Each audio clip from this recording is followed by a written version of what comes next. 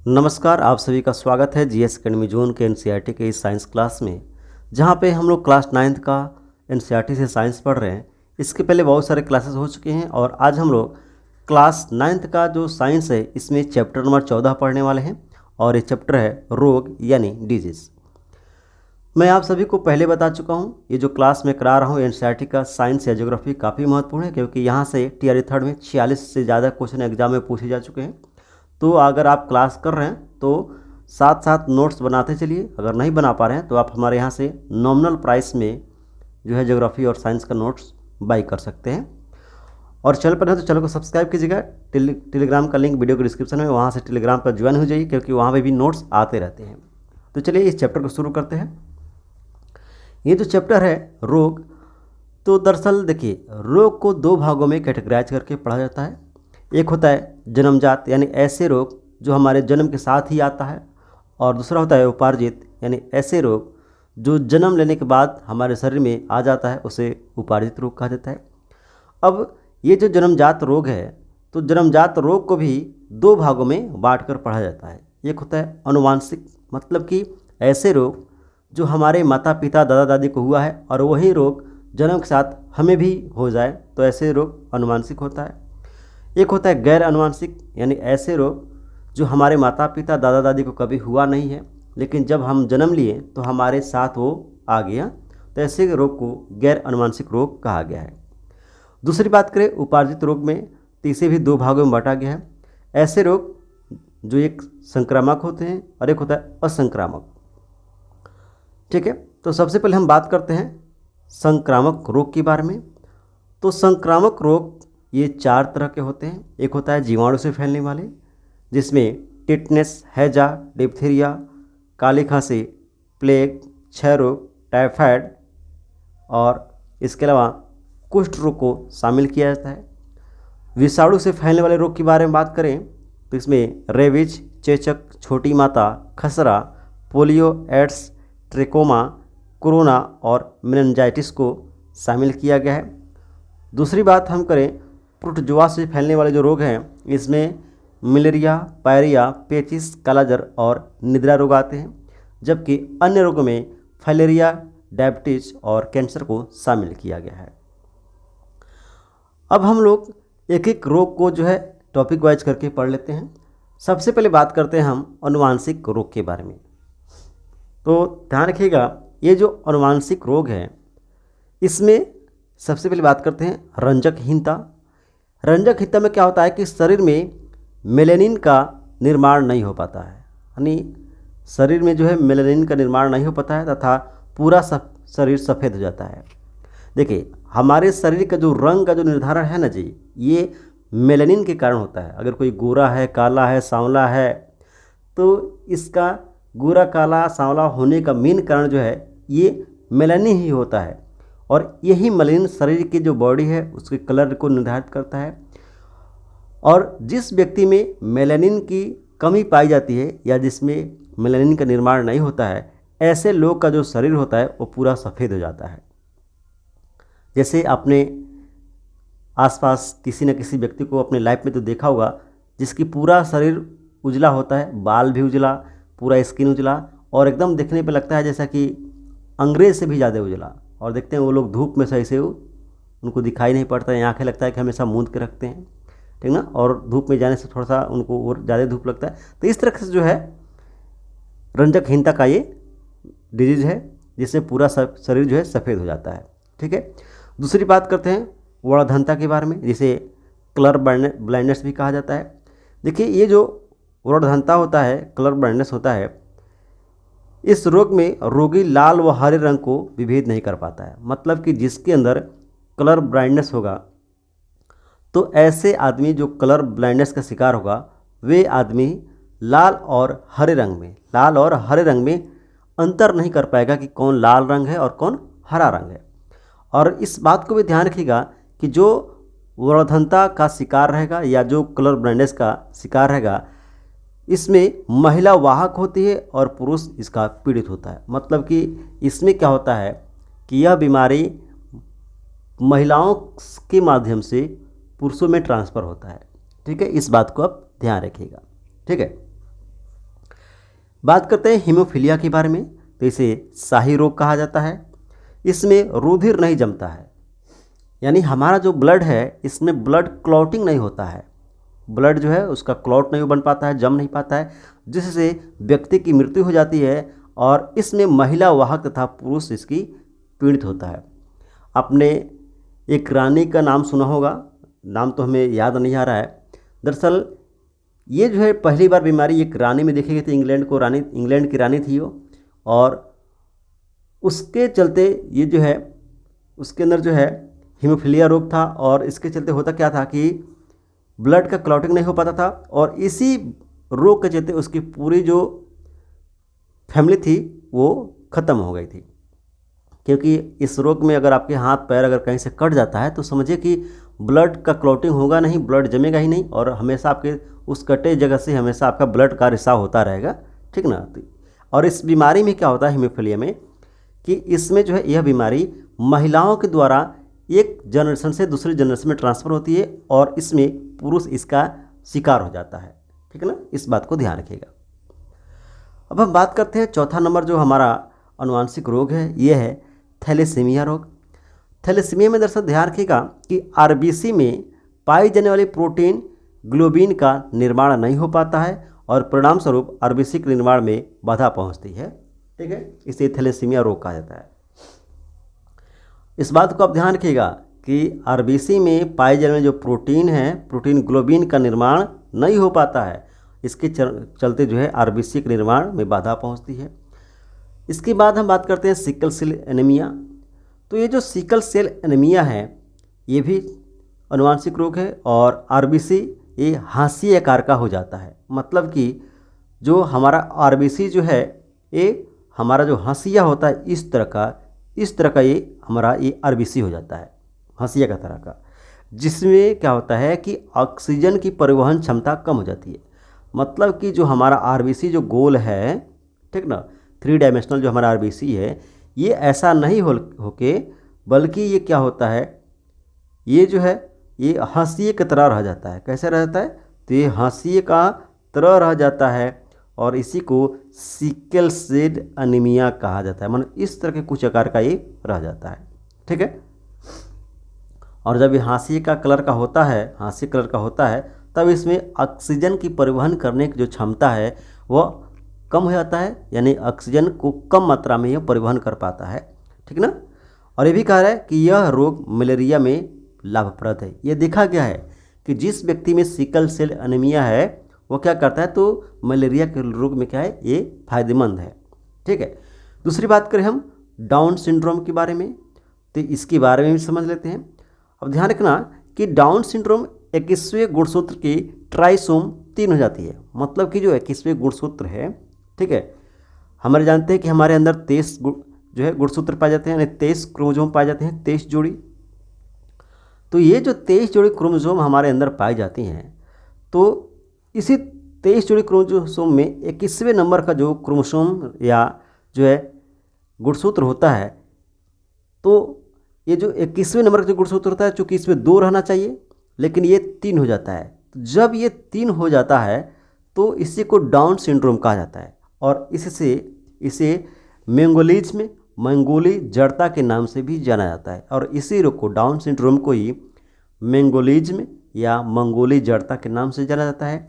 और इसमें शरीर में क्या होता है, तो शरीर में परिवर्तन दिखाई पड़ता है। और परिवर्तन किस चीज़ का होगा, तो होठ व तालू कटे हुए, यानी कुछ लोगों को ऐसे देखे होंगे जिनका जो है तालू, ओठ का जो तालू है ऊपर वाला वो कटा हुआ दिखाई पड़ता है, ठीक ना। चेहरा गोल दिखाई पड़ता है, लंबाई कम होती है, आंखें गोल होती हैं, और जो है मस्तिष्क बड़ा दिखाई पड़ता है। यानी जिन्हें भी डाउन सिंड्रोम बीमारी होगा उनको कुछ इस लक्षण से उनको पहचाना जा सकता है, जिसमें होठ कटा रहेगा, उनका चेहरा गोल रहेगा, लंबाई कम रहेगी, आंखें जो है गोल होगा, और मस्तिष्क जो है बड़ा दिखाई पड़ेगा। अब इसमें देखिए, अब ये जो डाउन सिंड्रोम होता है, ठीक ना, तो डाउन सिंड्रोम में भी देखिए इसमें 2 तरह के होते हैं। एक होता है नर किन्नर, समझिए अब यहाँ पे एक नर किन्नर और मादा किन्नर को मैं समझा देता हूँ। देखिए जो नर किन्नर और मादा किन्नर है, इसको आप ऐसे समझिए कि नर किन्नर में क्लीनेफेल्टर सिंड्रोम होता है, और जो मादा किन्नर होते हैं इसमें टर्नर सिंड्रोम कहा जाता है। यानी जो नर किन्नर होते हैं उनको क्लीनेफेल्टर्स सिंड्रोम कहते हैं और मादा किन्नर को टर्नर सिंड्रोम कहते हैं। जो नर किन्नर होते हैं इसमें पुरुष होता है और इसमें 44 जो है क्रोमोसोम होते हैं, प्लस XY के साथ X एक्स्ट्रा आ जाता है। ठीक है, X इसमें एक्स्ट्रा आ जाता है। ठीक है, जबकि महिला में जो है, महिला में क्या होता है, 44 क्रोमोसोम तो होते हैं लेकिन यहाँ पे XX के साथ Y जो है एक्स्ट्रा आ जाता है। इस प्रकार से कुछ ये डिजीज होती है। खैर वहाँ से क्वेश्चन आपको नहीं बनेगा। अब हम बात करते हैं जीवाणु के द्वारा होने वाले कुछ रोग के बारे में। तो देखिए, सबसे पहले बात करते हैं हम टीबी के बारे में। तो देखिए, टीबी को क्षय रोग कहा जाता है। इसी को तपेदी, यक्ष्मा एवं राजश्यमा रोग कहलाता है। यानी तपेदी कहिए, क्षय रोग कहिए, यक्ष्मा कहिए या राजश्यमा रोग कहिए, ये सभी जो है टीबी के नाम हैं। फेफड़ा प्रभावित होता है इस रोग में और म्यूकस कोशिका इससे प्रभावित होती है। यानी टीबी में हमारा म्यूकस कोशिका प्रभावित होती है और अंग जो है वह फेफड़ा प्रभावित होता है। इस बात को ध्यान रखिएगा क्योंकि इस तरह का क्वेश्चन थियरी 3 में पूछा जा चुका है। ठीक ना, तो ध्यान रखना, यह माइकोबैक्टीरियम ट्यूबरकुलोसिस के द्वारा फैलता है। यानी जो बैक्टीरिया इसमें जिम्मेदार है, जो फैलाता है, वह माइक्रोबैक्टीरियम है और ट्यूबरकुलोसिस के द्वारा फैलता है। और दवा इसमें जो प्रयोग किया जाता है वो स्ट्रेप्टोमाइसिन प्रयोग किया जाता है। इस बात को ध्यान रखना, स्ट्रेप्टोमाइसिन जो है इसमें दवा प्रयोग की जाती है। और जांच में DOTS उपचार है तो सरकार द्वारा चलाई जा रही है, ये जांच कराई जाती है। और टीका की बात करें तो इसमें जो है BCG का टीका बच्चे के तुरंत जन्म के बाद लगता है और टेस्ट में इसमें मॉन्टेकस टेस्ट होता है। ठीक है ना, तो इस कुछ बात को याद रखना है कि ये जो टीबी रोग है इसमें फेफड़ा प्रभावित होता है और म्यूकस कोशिका प्रभावित होती है। इसके जो जिम्मेदार जो कारक हैं या जो जीव है वो माइक्रोबैक्टीरियम ट्यूबरकुलोसिस के द्वारा फैलता है। इसमें जो दवा दी जाती है स्ट्रेप्टोमाइसिन दी जाती है, जो सरकार के द्वारा इसे रोकने के लिए DOTS का उपचार चलाई जा रही है। इसके अलावा इसकी टीका जो है दी जा रही है सरकार के द्वारा, इसे BCG का टीका कहते हैं और ये बच्चे के तुरंत जन्म के बाद लग जाता है। इसके अलावा इसकी जांच के लिए एक टेस्ट होती है जिसे मॉन्टेकस टेस्ट कहते हैं। ठीक ना, तो इसे याद रखना। आगे बात करें कुष्ठ रोग के बारे में, तो ध्यान रखिएगा, कुष्ठ रोग इसके जो वाहक है ये माइकोबैक्टीरियम लेप्रा कहलाता है। ठीक ना, लेप्रा के द्वारा फैलता है। तरीका क्या है, अरे कैसे फैलता है, तो तरीका यह है कि अत्यंत घनिष्ठ संबंध रहने पर यह फैलता है। यानी कुष्ठ रोग भी एक व्यक्ति से दूसरे व्यक्ति में फैलता है और फैलने का तरीका है कि आप उस व्यक्ति के साथ ज़्यादा घनिष्ठ हैं, उसके साथ बैठ रहे हैं, हाथ हाथ मिला रहे हैं, चल फिर रहे हैं, ठीक ना, उसके साथ मतलब कि रह रहे हैं, फिजिकल उसके साथ टच हो रहे हैं, तो आपके अंदर वो बीमारी आ जाएगी। टीके की बात करें तो इसमें MDT यानी मल्टी ड्रग ट्रीटमेंट का टीका दिया जाता है। और अंग जो प्रभावित होता है इसमें घुटने तथा केहनी में सूजन आता है, बुखार आता है, पीड़ा आता है, ये कुछ इसके लक्षण हैं या प्रभावित अंग है। और इसका अन्य नाम हैंसन रोग कहा जाता है। ठीक है, कुष्ठ रोग का ये अन्य नाम हैंसन रोग है। बात करते हैं टिटनस के बारे में, तो देखिए टिटनस का जो अन्य नाम है इसे धनुष टंकार कहा जाता है। ऐसा इसलिए क्योंकि मांसपेशियों में ऐंठन होने के चलते ऐसा होता है। यानी हमारी जो मांसपेशियाँ उसमें ऐंठन होने लगेगा, शरीर आपका जकड़ना शुरू हो जाएगा, इसलिए इसको धनुष टंकार कहा जाता है। और इसमें टिटनस में जो टीका दिया जाता है वो DPT या ATS का टीका दिया जाता है। इस बात को ध्यान रखिएगा। दूसरी बात करते हैं टाइफाइड के बारे में, तो देखिए ये जो टाइफाइड है, तो टाइफाइड का जो अन्य नाम है इसे मियादी बुखार या आंत्रज्वर कहा जाता है, आंत्रज्वर कहा जाता है।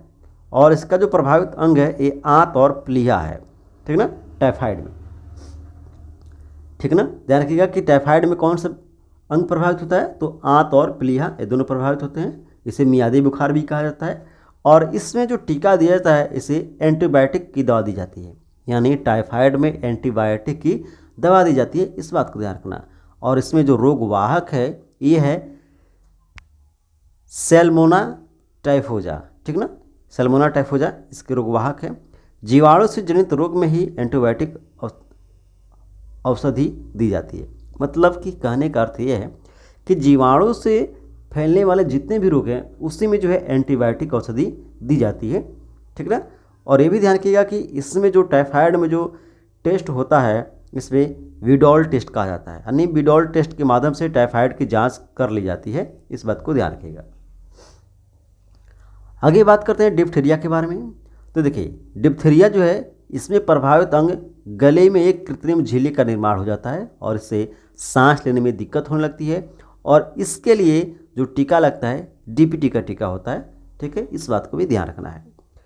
निमोनिया के बारे में बात करें तो प्रभावित अंग इसका क्या होता है, तो इसमें तीव्र बुखार तथा सांस लेने में दिक्कत होती है और इसमें जो दवा दी जाती है यह एंटीबायोटिक होती है। इसमें दवा एंटीबायोटिक दी जाती है और इसका जो रोग वाहक है स्ट्रेप्टोकस प्नेमोनियम, इसका जो है ये रोग वाहक है।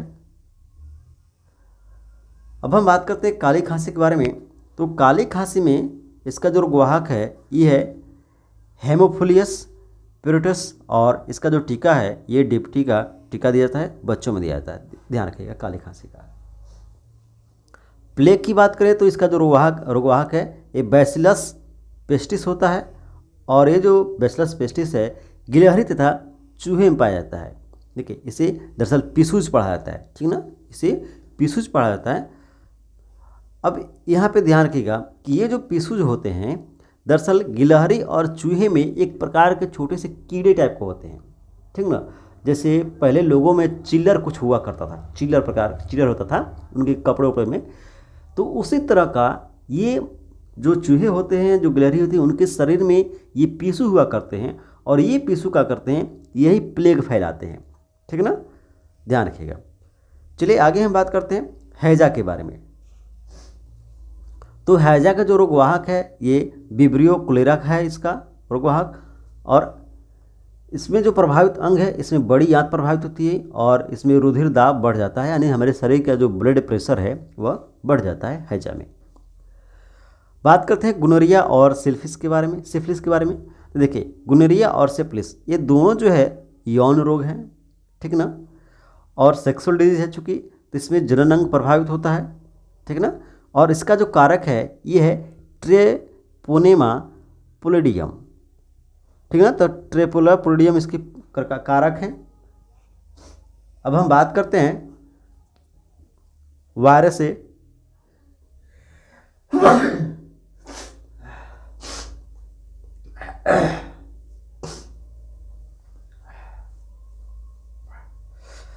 सॉरी, माफ़ी चाहूँगा, थोड़ी सी तबीयत हमारा ठीक नहीं है, फिर भी आपकी क्लास चूँकि लेना है तो ले रहे हैं। अब हम वायरस जनित रोग के बारे में बात कर लेते हैं। तो देखिए वायरस जनित रोग में सबसे पहले हम बात करते हैं एड्स के बारे में। तो देखिए एड्स को हम लोग HIV भी कहते हैं, जिसे ह्यूमन इम्यूनो डिफिशिएंसी वायरस भी कहा जाता है और ये रोग प्रतिरोध क्षमता घटा देती है। मतलब कि हमारे अंदर जो रोग से लड़ने वाली जो क्षमता है इस क्षमता को क्या करता है, ये HIV रोग घटा देता है। और इसके उपचार के लिए रिवाइविन और सुरामिन की उपचार की जाती है और यह जन्मजात तथा उपार्जित दोनों प्रकार का रोग है, इस बात को ध्यान रखना। मतलब कि कहने का अर्थ यह है कि अगर जिस बच्चे के पेरेंट्स में अगर ये रोग है HIV का तो उस बच्चे में भी ये रोग आ जाएगा, ठीक है ना, या अनुवांशिक हो गया, या हो सकता है कि बाद में चलकर, जैसे मान लीजिए कि उसके माता पिता में यह रोग नहीं है लेकिन बाद में जो है बच्चे के बाद में जब वो बड़ा हुआ तो हो सकता है कि उसके अंदर कहीं ना कहीं से डिजीज आ जाए, ठीक ना। तो ये जो है कह सकते हैं कि अनुवांशिक भी है और उपार्जित दोनों प्रकार का है, ठीक है। ये जो है टेस्ट क्या है, तो इसमें एलिसा टेस्ट किया जाता है। देखिए जन्मजात और अनुवांशिक एक तरह से कह सकते हैं, क्योंकि अगर माता पिता में है और बच्चा जो है मान लीजिए डिलीवरी में है, उस केस में उसकी मम्मी को हो गया, ठीक ना, तो वह उसकी मम्मी से उसके बच्चे में भी आ जाएगा, इसलिए इसको जन्मजात या अनुवांशिक भी कह सकते हैं, ठीक है। इसमें जो टेस्ट होता है वह एलिसा टेस्ट कहा जाता है।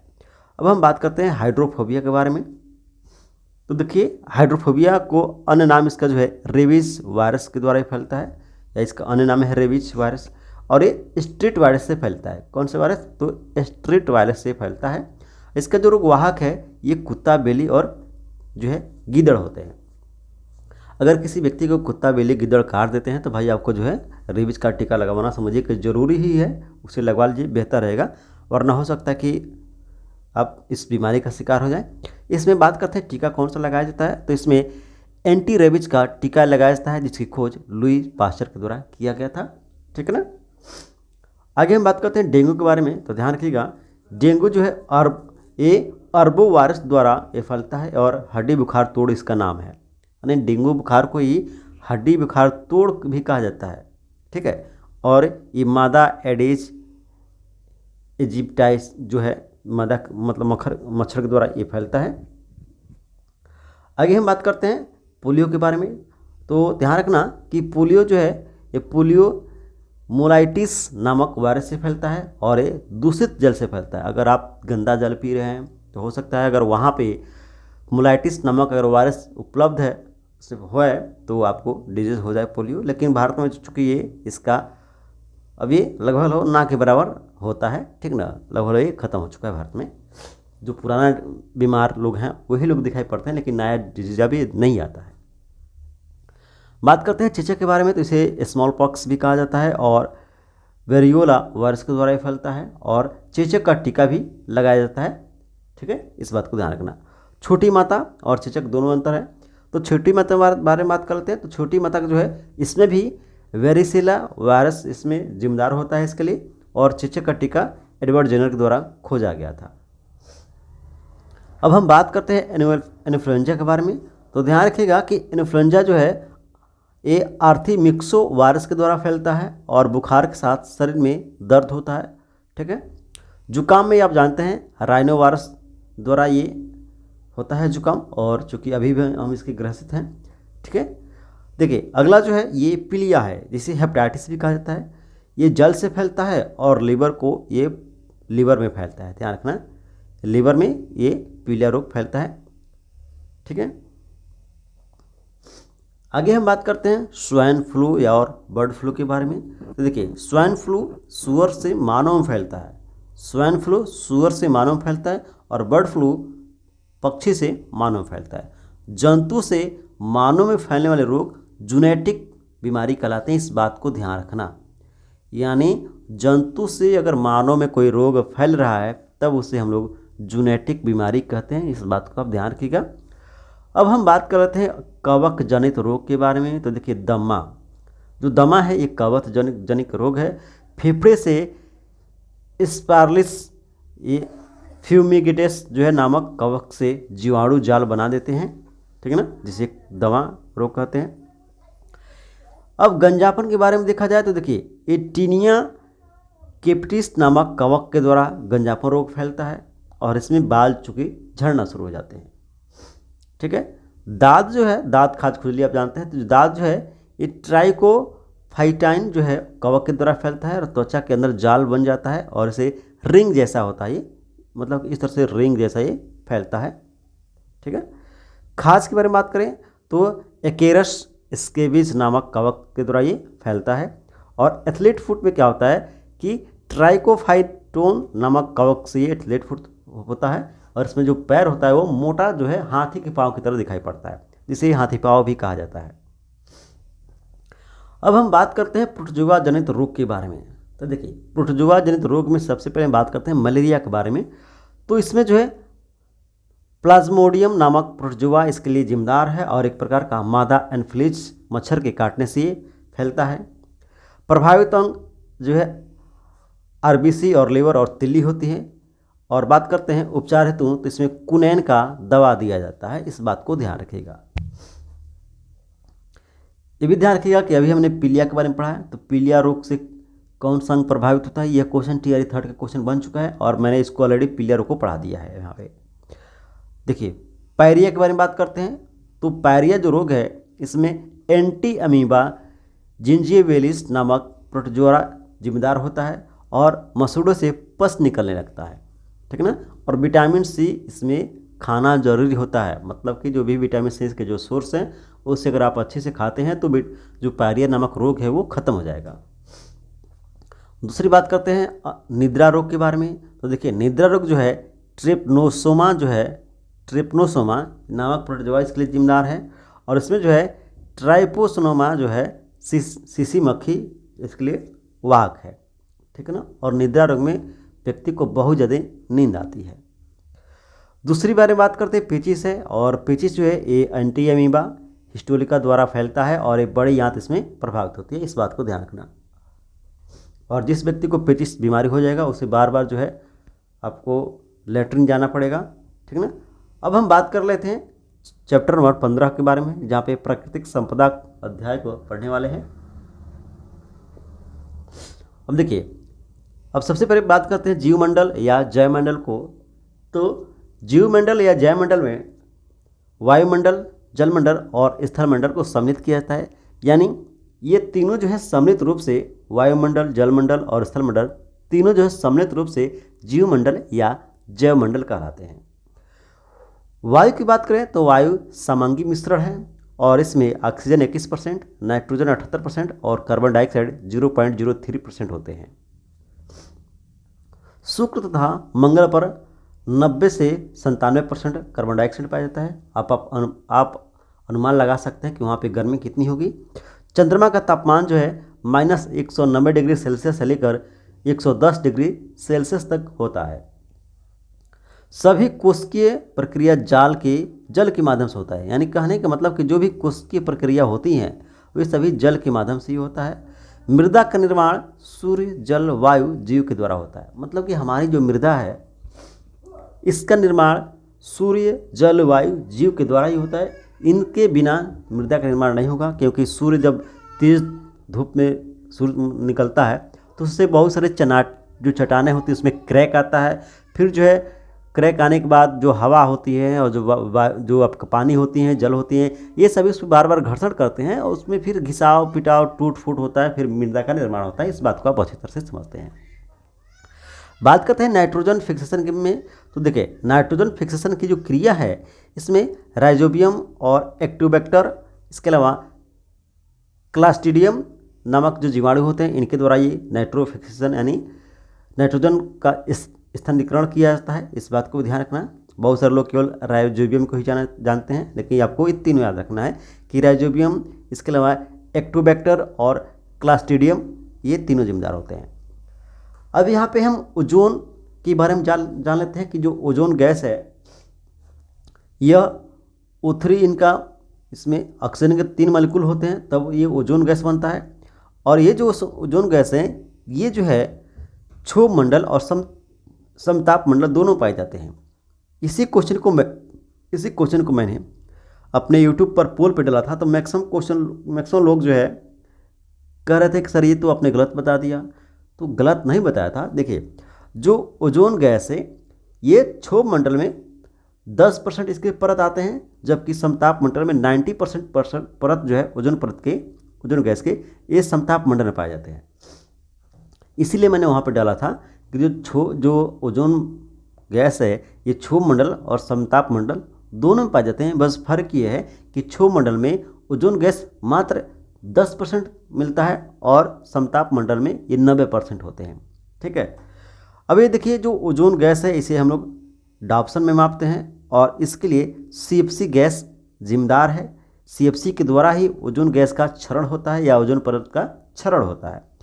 और ओजोन गैस के निर्माण में अल्ट्रावायलेट जो रेज हैं ये जिम्मेदार होती हैं, जबकि अल्ट्रावायलेट में A और B जो है ये पृथ्वी पर आती हैं और C अल्ट्रावायलेट जो रेज हैं वो पृथ्वी पर नहीं आती हैं, वो ओजोन परत के माध्यम से वो छन कर वहीं पर रुक जाती हैं। ठीक है, इस बात को ध्यान रखना। अब हम बात करते हैं चैप्टर नंबर 16 के बारे में, और ध्यान रखिएगा कि चैप्टर नंबर 16 है खाद्य संसाधनों में सुधार। ठीक है। अब भोजन में प्रोटीन, वसा, कार्बोहाइड्रेट, विटामिन, खनिज लवण ये सभी आपको देखने को मिलते हैं। ठीक है। और पौधे को 16 पोषक तत्वों की आवश्यकता होती है। जो पौधे जो हैं इन्हें 16 पोषक तत्वों की आवश्यकता होती है, जिसमें कार्बन, ऑक्सीजन, हाइड्रोजन तथा 13 पोषक तत्व मिट्टी से, जिसमें 6 अधिक मात्रा में चाहिए, जिन्हें बृहद पोषक तत्व कहते हैं। कहने का मतलब ये है कि जो पौधे हैं, पौधे को मूलतः 16 पोषक तत्वों की आवश्यकता होती है और इन 16 पोषक तत्वों में कार्बन, ऑक्सीजन और हाइड्रोजन, ये 3 पोषक तत्व यहाँ से मिल गए, बच गए 13। तो जो 13 पोषक तत्व हैं ये मिट्टी से प्राप्त होते हैं और इन 13 पोषक तत्वों में 6 पोषक तत्व अधिक मात्रा में चाहिए, ठीक ना। और जो ये 6 पोषक तत्व अधिक मात्रा में मिट्टी से चाहिए, इन्हीं को बृहद पोषक तत्व कहा जाता है। इस बात को आप ध्यान रखना। बृहद पोषक तत्व में क्या क्या आते हैं? तो बृहद पोषक तत्व में जो ये 6 होते हैं, इसमें nitrogen, phosphorus, potassium, calcium, magnesium और सल्फर, ये 6 पोषक तत्व जो हैं ये बृहद मात्रा में मिट्टी से प्राप्त होते हैं। जबकि लघु पोषक तत्व जो हो गए 7, इसमें कौन कौन आते हैं? इसमें iron, manganese, boron, zinc, copper, chlorine और मोलिब्डेनम ये पाए जाते हैं मिट्टी से। दोनों मिट्टी से ही पाए जाते हैं। फर्क बस इतना है कि एक बृहद होते हैं जो ज़्यादा मात्रा में चाहिए और एक लघु होते हैं जो कम मात्रा में चाहिए। उर्वरक में नाइट्रोजन, फास्फोरस, पोटेशियम प्रचुर मात्रा में पाए जाते हैं। एक उर्वरक होता है और एक खाद होता है। क्योंकि खाद जो है हमारे जो है ये जो अवशिष्ट पदार्थ होते हैं उससे बनते हैं, ठीक ना। और उर्वरक जो है ये रासायनिक प्रक्रियाओं के माध्यम से बनाया जाता है। मेरीकल्चर, ये जो है समुद्री मछली का पालन मेरीकल्चर कहलाता है। मधुमक्खी पालन में प्रयोग क्या होता है? तो मधुमक्खी पालन में एपिस सेरेना, एपिस डोर्सेटा और एपिस फ्लोरी और इटली मक्खी इसमें पालन की जाती है मधुमक्खी पालन में। अब हम संक्षारण के बारे में बात करें तो ध्यान रखना है, जब धातु अम्ल तथा क्षार के संपर्क में आता है तो उसके ऊपर अन्य परत चढ़ जाती है, और जैसे चांदी के ऊपर काली परत तथा सोने के ऊपर हरी परत का चढ़ना, इसी को संक्षारण कहा जाता है। कहने का मतलब यह है कि अगर कोई भी धातु है, अगर वह अम्ल या क्षार के संपर्क में आएगी तो उसके ऊपर कोई ना कोई किसी न किसी प्रकार का परत चढ़ जाता है, उसी को संक्षारण कहा जाता है। जैसे अगर आप सोने का अगर आपने कोई माला वाला बनवा लिया है, अगर गले में पहने हुए हैं, तो देखते हैं कि सोने के उस माले के ऊपर जो है कुछ जो है परत चढ़ जाती है, जिसे बाद में साफ करना पड़ता है, ठीक है। तो यही बात है, ठीक ना। और चांदी पे भी ऐसा ही होता है। अगर चांदी का आप जो है कुछ भी पहने हैं तो बाद में थोड़ा सा वो धूमिल टाइप का हो जाता है, कुछ अन्य परत उस पर चढ़ जाती है, ठीक ना। तो ये भी कारण है। अब बात करते हैं लोहे पर जंग लगने से फेरसोफोरिक ऑक्साइड बनता है, ठीक ना। यानी अगर लोहे पर जंग लग रहा है तो इसमें फेरसोफेरिक ऑक्साइड इसमें बनता है। अब हम बात करते हैं विकृत गंधिता के बारे में, ठीक है, जिसे हम लोग रेंसिडिटी कहते हैं। तो देखिए इसमें होता क्या है कि वसायुक्त अथवा तैलीय खाद्य सामग्री जब अधिक समय तक रखी जाती है तो उसका स्वाद या गंध में बदलाव आ जाता है। कहने का मतलब कि अगर आप वसायुक्त कोई पदार्थ हो गया या कोई तेल वाला पदार्थ हो गया, जब उस खाद्य सामग्री को अधिक समय तक आप रखते हैं तो उसका स्वाद और गंध में बदलाव आ जाता है। इसलिए चिप्स के पैकेट में क्या होता है, ऑक्सीजन हटाकर उसमें नाइट्रोजन भर दिया जाता है ताकि वह कभी खराब ना हो, ठीक है ना। तो कभी कभी एग्जाम में पूछता भी है कि चिप्स के पैकेट में कौन सी गैस भरी जाती है, तो वहाँ पे नाइट्रोजन गैस को भरा जाता है। और क्यों भरा जाता है? क्योंकि उसका स्वाद खराब ना हो और वह खराब ना हो, इसलिए उसमें नाइट्रोजन गैस भरी जाती है। हम आगे बात कर लेते हैं। तो चूँकि ये इतना ही था, चैप्टर 16 तक एक आपका जो क्लास 9 का जो एनसीईआरटी का साइंस है कंप्लीट होता है, और इसके बाद हम लोग क्लास 10 की जो साइंस है उसे हम लोग शुरू करेंगे। तो क्लास 10 के साइंस तो बेहद महत्वपूर्ण है, 9 का भी महत्वपूर्ण है, हर क्लास का महत्वपूर्ण है, क्योंकि देखिए यहाँ से क्वेश्चन आपके एग्जाम में बनते ही साइंस है, ठीक है। तो आप बेहतर तरीके से पढ़ते रहिए, अपनी तैयारी करते रहिए और नोट्स बनाते रहिए। नोट्स नहीं बना पा रहे हैं तो हमारे यहाँ से आप बिल्कुल जो है नॉमिनल प्राइस में नोट्स बाई कर सकते हैं। धन्यवाद।